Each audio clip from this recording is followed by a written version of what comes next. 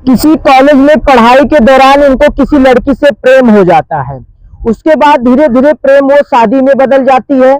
उसके बाद का जो मामला होता है आप सुनेंगे तो आपको आपके पैरों तले जमीन खिसक जाएगी।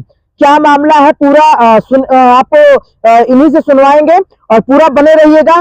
सर क्या नाम हुआ आपका? सुनील यादव।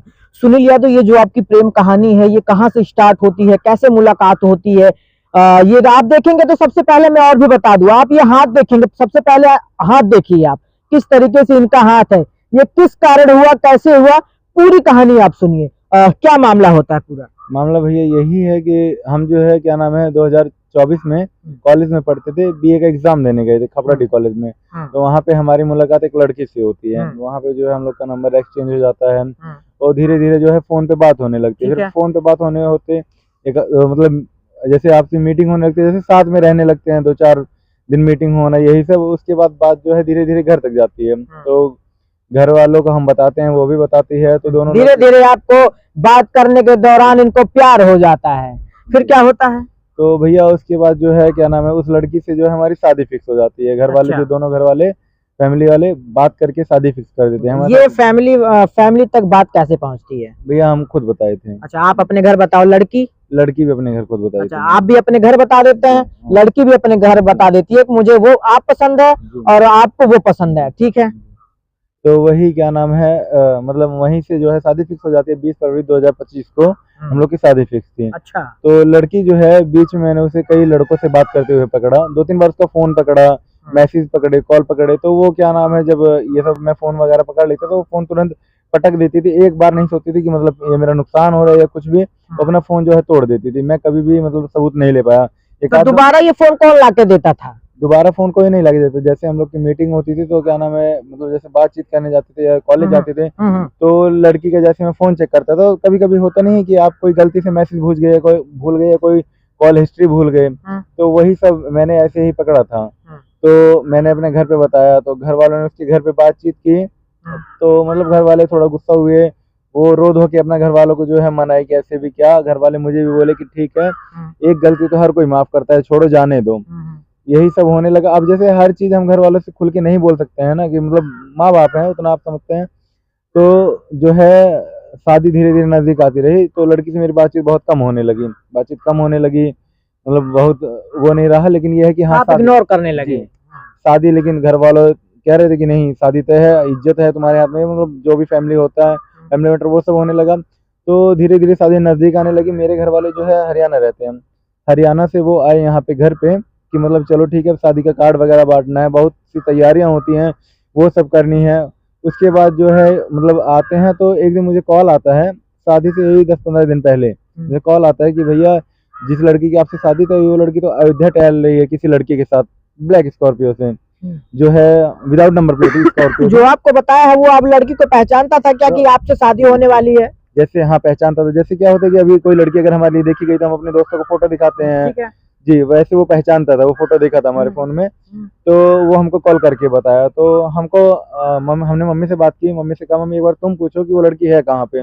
तो हमारी मम्मी कॉल की उसके बाद, तो मम्मी से वो बोली कि नहीं मम्मी मैं तो घर पे हूँ, मम्मी बताया नहीं कि कोई बताया है। तो हम कहें मम्मी तुम एक काम करो, मैं तो लखनऊ था, तो मम्मी तुम एक काम करो, तुम बुआ को लेके जाओ और आज उस लड़के के घर जाओ, क्योंकि 3-4 बजे ऐसा हो चुका था। तो मम्मी जो है उसके घर गई। जैसे मम्मी घर जाती है उसके घर, तुरंत उधर से लड़का लाके उस लड़की को उतार रहा होता है गाड़ी से, और लड़की जो है फेस टू फेस मम्मी को देख लेती है। वो कौन सी गाड़ी होती है वो? Scorpio N.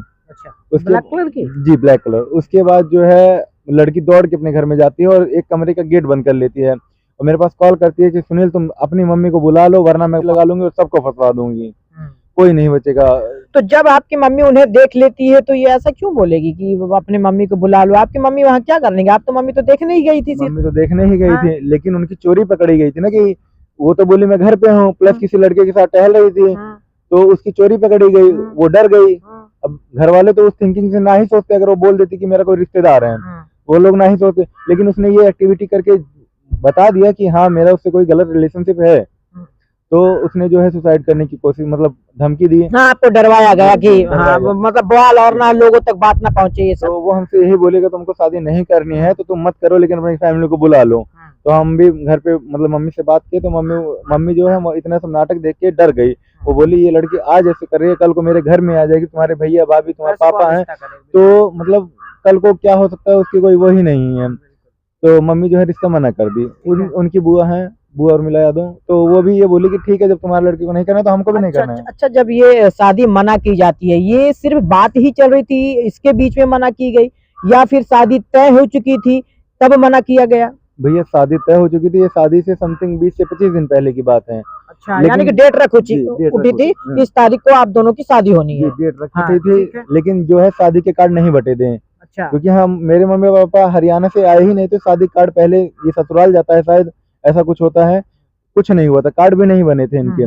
तो जो है मना कर दी, इनकी बुआ भी बोली ठीक है मना कर दी। तो उसके बाद इनको कोई एडवाइस दिया कि तुम मतलब FIR करो या कुछ भी, तो मतलब इनकी बुआ जो है इस लड़की को लेके जाती है तारुन थाना, वहाँ पे हमारे खिलाफ 376 का मुकदमा, और मेरी फैमिली, मेरी मम्मी, मेरे पापा और मेरी बुआ, पापा नहीं मम्मी, बुआ और बुआ का लड़का, मौसी का लड़का, इन लोग के खिलाफ भ्रूण हत्या केस लगवाती है कि मतलब तुम लिखवाने के लिए जाती है, प्रार्थना पत्र डालती है, और SP ऑफिस मतलब जितने भी कार्यालय हैं सरकारी, ये उन पे जाके शादी का कार्ड फर्जी बनवा के, शादी कार्ड 10-12 कार्ड बनवा लिए इसने, और ले जाके कार्ड लगा के तब कहती है कि हमारे शादी के कार्ड बट चुके हैं, ये वो, और ये लोग क्या नाम है अब शादी नहीं कर रहे हैं। ठीक है। तो उसके बाद जो है ये तारुन थाना गई, तारुन थाना से पुलिस गई थी मेरे घर पे, लेकिन हम लोग घर पे रहते ही नहीं थे। उसके बाद जो है फिर ये क्या नाम है पुलिस इतला करी हमारे थाने पे, कुड़ेभर थाने पे, लड़की भी गई थी, तो कुड़ेभर थाने से हमको कॉल है, कुड़ेभर थाने पे हमारी बातचीत हुई कि ठीक है हम समय निकाल के आएंगे, जैसे हम लखनऊ थे, आपको बुलाया जा रहा जी बुलाया जा रहा था। उसके बाद फिर हम कुड़ेभर थाने पे गए, तो ये लड़की आई नहीं, वहाँ हम सारा दिन बैठे रहे, ये लड़की वहाँ पे आई नहीं। उसके बाद ये लड़की चली गई हैदरगंज थाने पे, हैदरगंज थाना लगता है मेरी बुआ का थाना, तो ये वहाँ पे जाके बैठ गई, और वहाँ से मुझे काफी प्रेशर किया गया। लास्ट में जो है मुझे कहा गया कि सुनील, उनके वकील बोले कि सुनील तुम आओ, तुम्हारा सुलह करा दें, तुमको शादी नहीं करनी है तुम ना करो, लेकिन आओ सुलह कर लो बैठ के, हम हमसे 2.5 लाख की डिमांड की, बोले 2.5 लाख दे दो, हम यही सब खत्म करवा देंगे, किसी का भी नाम नहीं चढ़ेगा।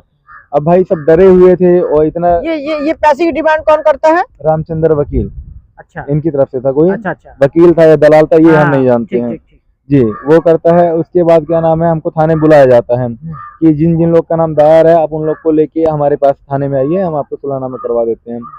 तो वहाँ पे जब हम लोग गए, तो संडे का दिन था, वहाँ पे हम लोग गए, तो उस लड़की की पूरी फैमिली, उनके मामा दोनों, उनकी मौसी, बुआ, बड़े पापा के लड़के, सब लोग एक्टिव थे वहाँ पे, पहले मौजूद थे, सब लोग चौराहे पे इर्द गिर्द थे।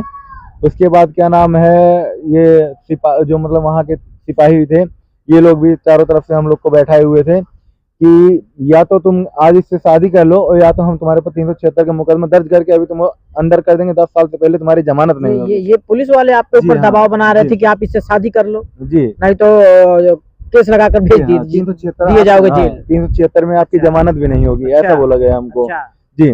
उसके बाद हमारे पर बहुत दबाव पड़ा, तो बहुत ये है हमारे वकील थे, अब हम वहाँ पे जाके फंस चुके थे, जो कहना है कि अब या तो हमको यहाँ 10 लाख हम इनको दें, डिमांड बढ़ चुकी थी 10 लाख, और या तो इस लड़की को अपने घर लेके जाएं।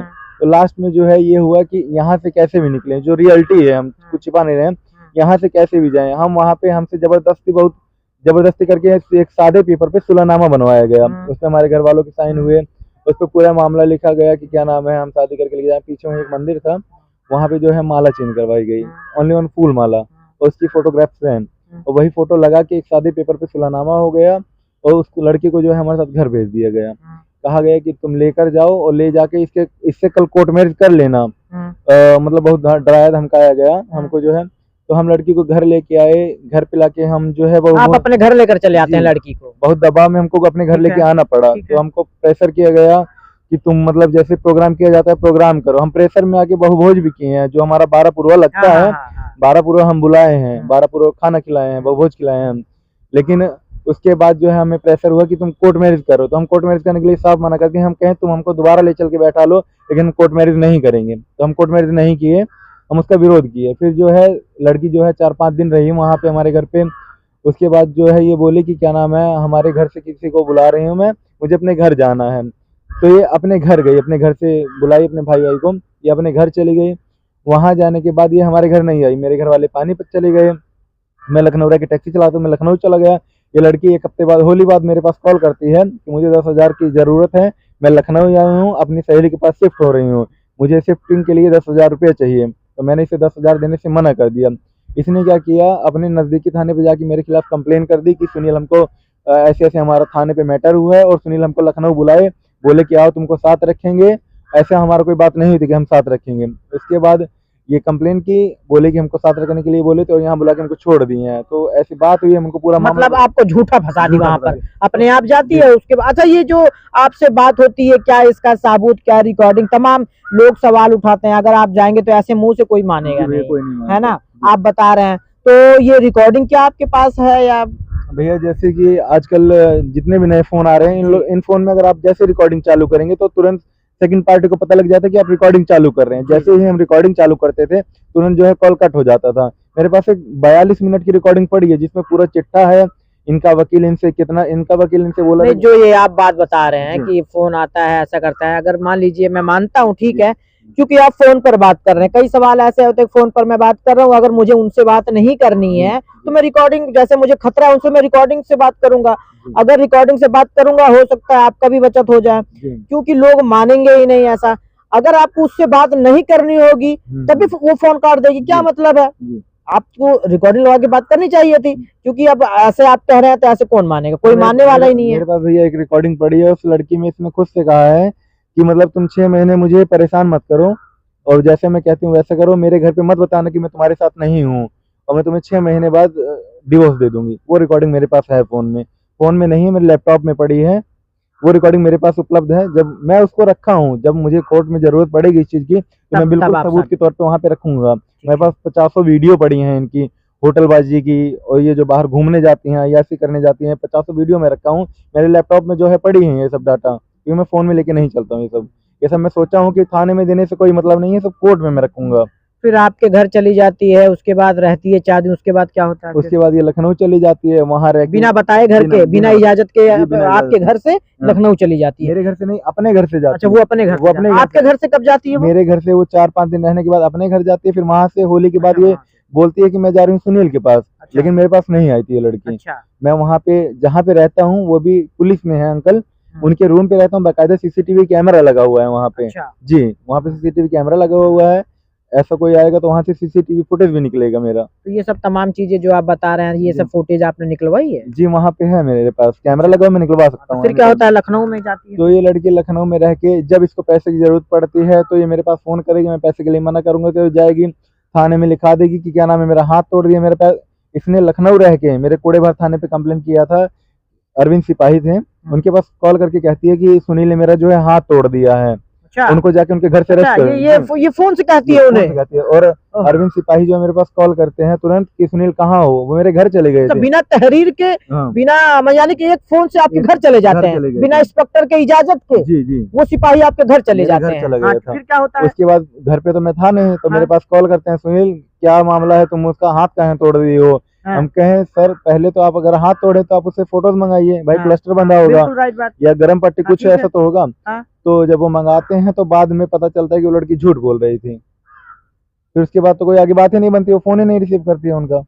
जी, फिर क्या होता यही सब मामला होता है। उसके बाद फिर धीरे धीरे रहते रहते दिवाली जब नजदीक आती है तो उसे पता है दिवाली पे मैं घर जरूर जाऊंगा। उसने मेरे पास कॉल किया, कहा कि मतलब तुम अगर दिवाली पे घर जाना तो बहुत सोच समझ के जाना, तुम्हारे साथ क्या हो सकता है इसकी गारंटी मैं नहीं ले सकती हूँ। मतलब ऐसे फुल्ली आपसे बात। जी, ठीक है। उसके बाद वहां से मेरे आने के बाद तो मैं आया घर पे, अपने घर से मैं गया अपने दोस्त के घर पे सिद्धि गणेशपुर। तो वो मेरा दोस्त कानपुर रह के पढ़ता था, तो मैं वहाँ गया, वहाँ से मैं रिटर्न हो रहा था घर के लिए। जैसे मैं रिटर्न हो रहा था तो मैं 4 व्हीलर से था, 3-4 लोग थे। जब हम लोग मेरा कॉल आया, मैं उतर के गाड़ी से नीचे बात करने लगा तो किसी ने जो है मेरे ऊपर फायर अटैक किया और मेरे यहाँ पेट पे, फर्स्ट अटैक मेरे पेट पे हुआ था। ये बाप रे बाप। First attack. आप ये देखिए, ये तस्वीर देखिए, ये आप तस्वीर देखेंगे तो हैरान हो जाएंगे। मैंने आपको पहले ही बताया, ये तस्वीर जो है ये इस सुनील यादव की, कहा जाए तो जिंदगी बर्बाद करके रख दी। फिर क्या होता है? फिर भैया जो है हमको यहाँ से ब्लॉक, मतलब जो मेरे दोस्त थे वो मुझको कोड़ेभर ब्लॉक लेके गए, वहाँ से मुझे रेफर किया गया सुल्तानपुर में मुझे 3 दिन रख के भेज दिया गया लखनऊ मेडिकल कॉलेज, उसमें प्लास्टिक सर्जरी में।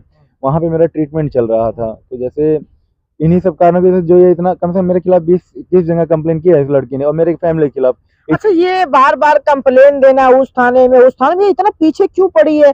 ऐसा तो है नहीं कि ये आपकी भी कहीं ना कहीं गलती, क्या मतलब क्या दिखा रही है वो आपकी, सुनील ने इस तरीके से क्या किया, कैसे इतना पीछे ही क्यों पड़ जाती है वो? जैसे भैया उसका पीछे पड़ने का मतलब ये है कि वो मुझसे पैसा मांगती है और मैं पैसा दे नहीं पा रहा वो हूँ। पैसे के चक्कर में ये जी, सब कर पैसे रही के है। चक्कर में ये सब कर रही है ठीक है। और मैं पैसा दे नहीं पा रहा था क्योंकि समथिंग उससे शादी से पहले 1 साल पहले मैंने अपने पिताजी का ऑपरेशन करवाया था लखनऊ में वेल्सन मेडिसिटी हॉस्पिटल। उनको 3 छल्ले पड़े इंस्टेंट, 4.5-5 लाख का वहाँ खर्चा आया था। कैसे कैसे भी कर्जा लेके हम लोग ने उसकी व्यवस्था की थी। अच्छा, जब आपके साथ ये घटना होती है तो आप हॉस्पिटल में भर्ती होते हैं, फिर क्या होता है? हॉस्पिटल में जब भर्ती होते हैं तो भैया वहाँ पे मतलब ट्रीटमेंट हमारा चल रहा होता है। मेरे एक पानीपत से अंकल हैं, राज अंकल, वो आए थे यहाँ पे और मेरी बुआ का लड़का जो है मौके से वहाँ पे आया था अपनी मम्मी को दिखाने। तो पता चला कि यहीं पे मैं एडमिट हूँ, तो वो रुक गया और मेरी बुआ रुक गई रात में देखने के लिए। उसी दिन इसको किसी ने खबर दी है, तुरंत हॉस्पिटल पहुंची। कौन पहुंची? ये मुस्कान। अच्छा। मुस्कान यादव 3-4 लड़कों के साथ और 2 लड़कियां थी और 3-4 लड़के थे।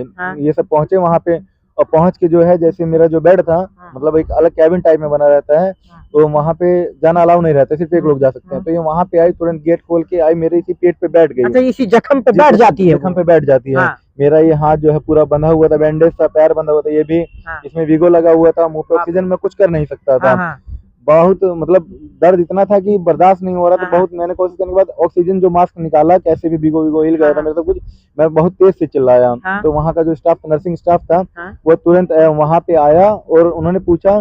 तो इस लड़की ने, जैसे मैं तो बहुत बोल नहीं पा रहा, तो लड़की ने कहा कि मेरे हस्बैंड है, मैं बहुत कुछ बता नहीं पाया वहाँ पे। जी, ये जब आप चिल्लाते हैं तो क्या जो स्टाफ आता है तो आप उसको सारी बात बताते नहीं है कि ये लड़की आई मेरे साथ ऐसा की? जैसे भैया हमने उनको बताया, जैसे हमने तुरंत 112 नंबर पे संपर्क किया, 112 नंबर पे अपनी पूरी उसी वक्त?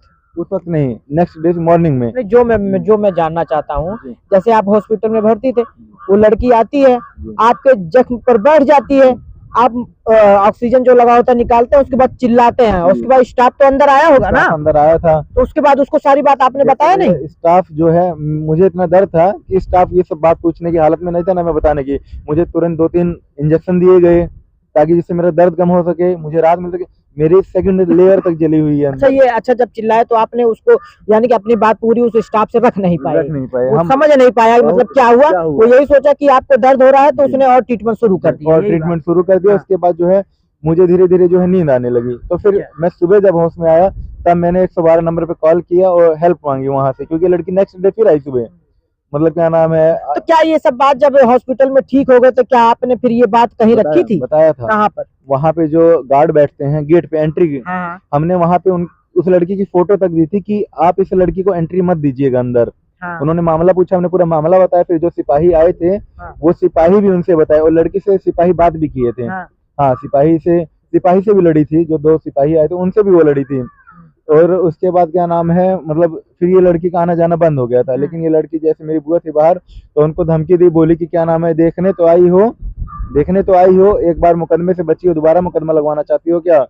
तो अपने लड़के की जिंदगी खराब करना चाहती हो? इसने मतलब धमकी दी। तो मेरे जो रिश्तेदार हैं वो डर गए और मेरे मम्मी पापा मुझे बेदखल कर दिए थे। ये मम्मी पापा आपको क्यों बेदखल कर देते हैं? क्योंकि भैया इस लड़की ने इतनी जगह कंप्लेन की हुई थी। अब रोज थाने से फोन जा रहा है। वो लोग खाने कमाने वाले आदमी है। मेरे पापा हार्ट पेशेंट है। अगर फिर से कोई दिक्कत हो जाएगी तो उसकी जिम्मेदारी कौन लेगा? कॉल मम्मी के पास भी जाता था, पापा के पास भी जाता था। तो मम्मी ने गुस्से में आके जो है बेदखल कर दिया। कोई देखिए, लड़के बाद में होते हैं, आदमी अपना जो है पहले होता है, क्योंकि उनसे हम हैं, वो हमसे नहीं है। तो उन्होंने जो हमको बेदखल कर दिया जाके। यही सितंबर में बेदखल किया गया। मुझे कागज की नकल मिली, पेपर में निकला था बाकायदा।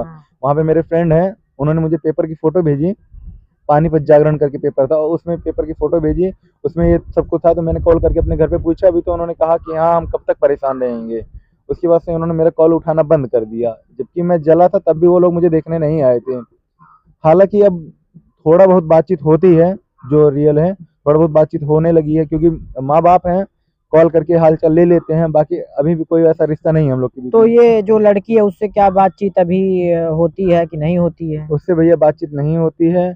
उसका सिर्फ पैसे के लिए कॉल आता है, बाकी अदर चीज के लिए उसका कोई कॉल नहीं है। अब अभी भी पैसों के लिए फोन आता है? अभी भी आता था। तो अब उस लड़की ने क्या किया, जब मैं जल गया, उसे लगा कि अब मैं फंस जाऊंगी, तो उसने क्या नाम है, मतलब 2-3 गोली खाई और गई एक ब्लॉक से मेडिकल बनवाई, पर्चा बनवाई हाँ। ओवरडोज का, मेरे पास वो पर्चा भी है। अच्छा। और इनके जो मालिक हैं, जिस होटल में रह के मतलब काम करती हैं, अपना जो भी रैकेट चलाती हैं, सेक्स रैकेट चलाती हैं, ये वहाँ उनके जो मालिक हैं अभिषेक सिंह, वो तुरंत गए बीबीडी थाने में।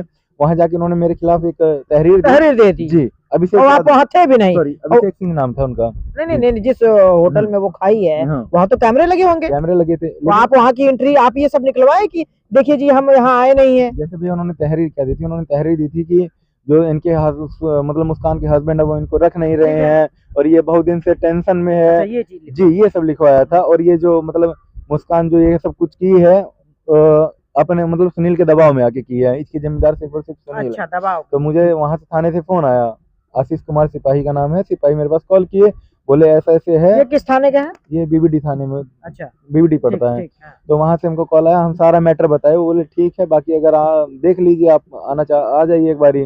जैसे प्रार्थना पत्र पड़ा तो भाई इनको तो काम है करना। बिल्कुल। तो वो अपना काम किए, हमको इत्तला किए, लेकिन हम क्यों देखने जाए जब हमारा उस लड़की से कोई रिश्ता ही नहीं है। हम वहां नहीं गए देखने। उसके बाद वो लड़की वहां से आई, फिर उसने आके यहाँ फिर मुझे परेशान करना चालू कर दिया। थाने पे जाके, कूड़ेभार थाने पे जाके कंप्लेन डाली, प्रार्थना पत्र डाली है, हैदरगंज में, तारुण में। उसके बाद अब मेरे नाम जो है प्रेजेंट टाइम पे मेरे नाम FIR लिखा गया है दहेज पर था। जब हमारी शादी ही नहीं हुई है तो हम दहेज के लिए कहाँ से? थाने से लड़की हमारे साथ आई है, थाने से लड़की को हमारे साथ विदा किया। तो थाने में अगर 1.5-2 लाख वो दिखा रही है कि 1.5 लाख नगद दिए हैं। उसके बाद क्या नाम है, 1 बुलेट मोटरसाइकिल और 3 लाख रुपए भी हम मांग रहे हैं। अच्छा। अगर वो 1.5 लाख दी है तो वही 1.5 लाख हमको दिखाए कि कहाँ दी है, कोई इसका प्रूफ होगा। बिल्कुल। थाने में दिया, थाने में बकायदा CCTV फुटेज लगी रहती है, वहाँ कोई फुटेज तो होनी चाहिए। तो हम तो यही कहेंगे कि वो साबित करें कि वो 1.5 लाख हमको दी कहाँ है। ठीक है, ये सब मामला तो कोर्ट का है। अब जैसे वो दहेज प्रथा लगा रहे हो, तो मैं ये कहना चाहूंगा भैया, दहेज प्रथा किसके खिलाफ लगती है? लड़के की फैमिली के खिलाफ या लड़के के खिलाफ? इसमें रिश्तेदार तो इन्वॉल्व नहीं होते हैं। बिल्कुल भाई, रिश्तेदार की क्या गलती है? रिश्ता है, रिश्ते में किसी को फंसा देना ये मेरे हिसाब से गलत है, क्योंकि उनकी क्या इस मामले में गलतियां होंगी? फिर क्या होता है? बल्कि मेरी बुआ की तबीयत बहुत ज्यादा खराब रहती है, बहुत कोरोना, जब ये कोरोना टाइम चला था तब से उनका जो है ये कान का पर्दा पूरा खराब है, बहुत मवाद बहती है, ब्लडिंग होती है, बहुत दिक्कतें हैं।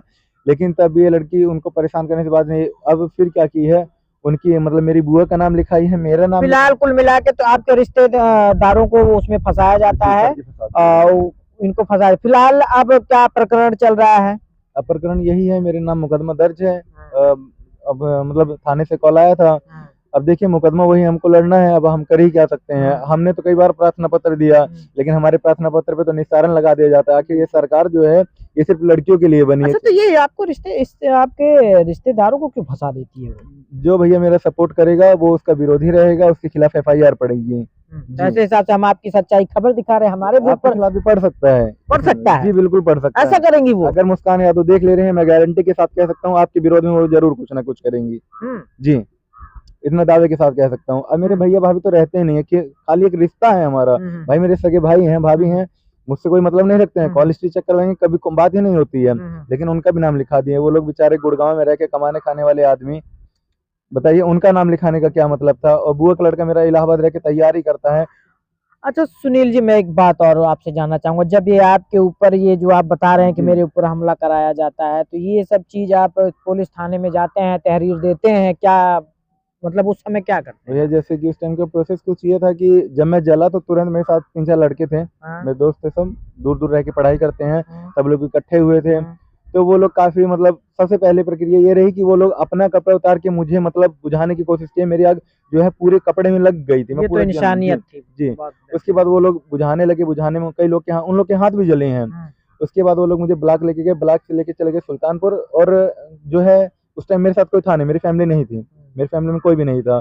तो मेरे दोस्त जो हैं सब पढ़ने लिखने वाले बच्चे हैं। आप जानते हैं जितने भी पढ़ने लिखने वाले विद्यार्थी हैं, ये लोग थाने से बहुत दूर रहते हैं। थोड़ा सा सुनील जी मैं चाहूंगा कि शॉर्टकट में बताइए मामला। जैसे कि वो लोग भैया मतलब थाने जैसे आप गाड़ी से 4 व्हीलर से थे, कोई बाइक वाला आता है आप पे ऊपर हमला करता है? जैसे भैया यही हम लोग नहीं जान पाए, हम लोग दूसरी साइड मुंह करके खड़े थे, कोई बाइक। फिलहाल ये आप तो देखे होंगे कि ये आप सीधे साइड से आता है या फिर उल्टे साइड से? ये आता है हमारे इस साइड से, बैक साइड से आता है। जी। तो हम लोग सर फोन पे ऐसे बात कर रहे थे। गाड़ी खड़ी थी या चल रही थी? गाड़ी खड़ी करके बाहर निकले हुए थे। अच्छा, आप बाहर निकले हुए? बाहर निकले हुए थे। उसके बाद यही मतलब हमारे ऊपर अटैक होता है। और वो मेरे दोस्त जो है बहुत डर गए थे कि मतलब वो लोग FIR कहीं किए ही नहीं, और मेरी फैमिली थी नहीं। तो मैं 3 दिन नॉर्मली वहाँ सुल्तानपुर भर्ती था। ये बात आपके फैमिली वालों को पता चलती है कि नहीं? फैमिली वालों को पहली बात तो मैंने खुद बताने से मना कर दिया था अपने दोस्तों को, मैंने किसी को नहीं बताया था। और बाद में यही हुआ कि मेरे मतलब रिश्तेदार हैं, मैं नाम नहीं लूंगा, पता लगे उनके नाम भी FIR हो जाए। तो मेरे कुछ रिश्तेदार थे, वो लोग आए, मुझे लेके गए लखनऊ, क्योंकि मेरा ये जो हाथ है डॉक्टर बोल दिए थे ये हाथ काटना पड़ेगा, ये हाथ कटने के लिए बोल दिया गया था, क्योंकि इतने मोटे मोटा छाले निकले थे काफ़ी वो। उसके बाद यहाँ से मुझे ले जाके प्लास्टिक सर्जरी में भर्ती कराए, लेकिन मेरे पास कोई रुका नहीं। मेरे पास एक मेरे अंकल हैं हरियाणा से आए हुए थे, वही बेचारे रुके थे, एक आध दिन मामा की लड़की देखने आ जाते, मतलब कोई ऐसे आते जाते रहते, कोई परमानेंट टिकता नहीं था क्योंकि इसी लड़की की डर से। और उसके बाद क्या नाम है, वहीं से यही सब प्रकरण चलता रहा। अब हमारे खिलाफ भैया सीधा सीधा दहेज का मुकदमा लिखा दिया गया है। कुल मिला के आपकी जिंदगी बर्बाद हो चुकी है, आप पूरे मुकदमे में फंस चुके हैं जी, आप जिंदगी भर मुकदमा ही लड़ेंगे। मुकदमा ही लड़े। ये हमारे साथ मौजूद थे सुनील यादव। और सुनील यादव कॉलेज के दौरान किसी लड़की से प्रेम हो जाता है, मोहब्बत हो जाती है, वो शादी हो जाती है। शादी होने के बाद लड़की तमाम नौटंकी फैलाती है, तमाम कहा जाए तो जैसे कि बता रहे हैं भाई साहब सुनील जी, वो करेक्टर लेस थी और इनके साथ ऐसी वारदात करता है, ऐसी वारदात करती है वो लड़की कि आज इनकी जिंदगी बर्बाद होकर पड़ी हुई है। ये इनके परिवार वाले उसी लड़की के कारण इनको बेदखल कर देते हैं। आज ये अपनी जिंदगी अकेले बिता रहे हैं और इनके ऊपर कई मुकदमे ऐसे हो गए हैं, दहेज प्रथा के तमाम ऐसे मुकदमे हैं। आप शरीर देखेंगे तो ये पूरा पैर भी दिखाऊंगा तो आप आश्चर्य खा जाएंगे आखिर इस लड़के के साथ किस तरीके से ये लड़की वारदात करवाती है। फिलहाल ये मेरा कहना नहीं है, ये सुनील यादव का कहना है। इस तरीके से इनके साथ वारदात कराती है कि इनका जो परिवार है इस डर के कारण आज इनको बेदखल भी कर दिया। उनको इनके रिलेशन के जो लोग हैं, जो इनके फैमिली के लोग हैं, ये आज डर रहे हैं। वो इसलिए डर रहे हैं कि वो अगर इनकी कोई मदद करता है तो वो लड़की उनके भी खिलाफ जाके थाने में FIR दर्ज करवा देती है। फिलहाल आपने सुना सुनील यादव की बात। इस बात को सुनकर आपको क्या लगता है कमेंट बॉक्स पर जाकर जरूर अपनी राय रखिएगा। नमस्कार। तो सुनील यादव ने जो अपनी कहानी बताई, फिलहाल बहुत इनका जो दर्द था, बहुत अब क्या ही बताएं इनका दर्द मैं क्या बयां करूं। फिलहाल उन्होंने अपना दर्द सुना। फिलहाल इसमें क्या सच्चाइयां हैं ये तो मैं नहीं कह सकता, ये टाइम्स ऑफ हिंदी कंफर्म नहीं कर सकती कि इनमें क्या सच्चाइयां हैं, क्या हुआ है। लेकिन फिलहाल हम इनके जिनकी जहां शादी हुई थी उस पीड़ित परिवार से भी मिलेंगे, उनसे भी जानेंगे। इनकी कहानी तो आप लोगों ने सुनी लिया, इसमें क्या सच्चाई है वो आपके सामने लाएंगे।